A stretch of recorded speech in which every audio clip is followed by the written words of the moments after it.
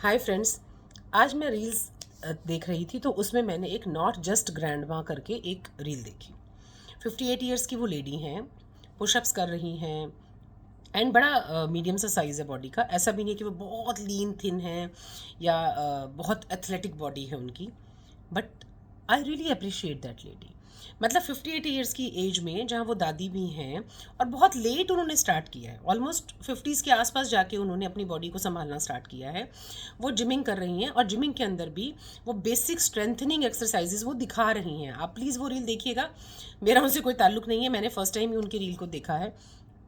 वो muscle building कर रही हैं, वो पैरों की स्ट्रेंथ बढ़ाने की एक्सरसाइजेस कर रही हैं। जैसे मेरे पास कई वीडियोस में कमेंट आते हैं कि मैडम स्ट्रेंथनिंग में तो वो वेट हाथ से उठवाते हैं तो हमारी पैर कैसे मजबूत होंगे। डियर, पैरों के लिए भी स्ट्रेंथनिंग होती है, जिम के अंदर उसकी भी ट्रेनिंग्स होती हैं। क्योंकि हम नहीं जानते समझते हैं तो एक दो क्लासेस अगर हम वहाँ जाके लेंगे ट्रेनर से तो हमें समझ में आएगी। वो लेडी वहाँ पर सब कुछ कर रही हैं, भाग रही हैं, दौड़ रही हैं, नॉर्मल तरीके से, लेकिन स्ट्रेंथ को बढ़ाते हुए।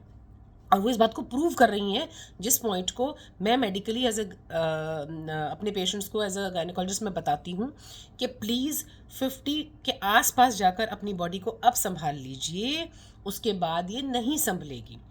मैंने पहले वीडियो में भी कहा था, आप चार औरतों के बीच में बैठ के यही कहेंगी मेरे घुटने से नहीं चला जाता है, मैं तो रोज़ सैर को भी जा रही हूँ, मेरे अंदर ताकत नहीं रहती है।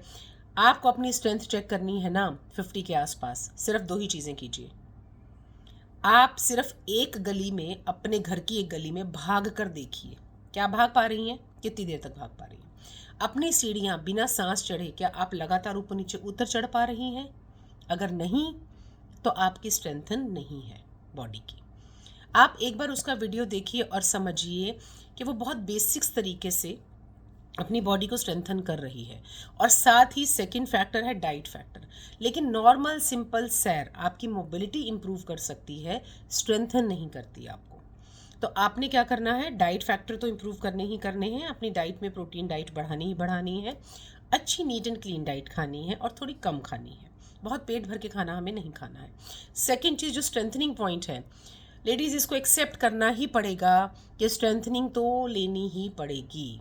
खाली सैर, योगा भी, देखिए योगा अपने आप में कंप्लीट साइंस है, कोई इसको बहुत अच्छे तरीके से आपको करा सकता है, तो मुझे इससे अच्छा कुछ नहीं लगता है।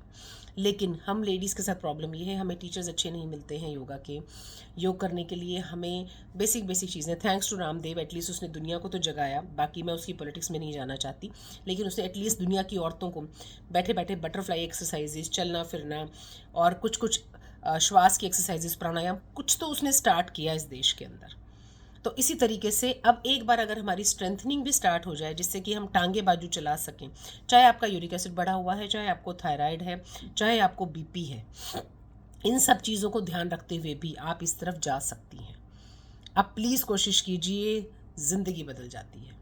Might help you.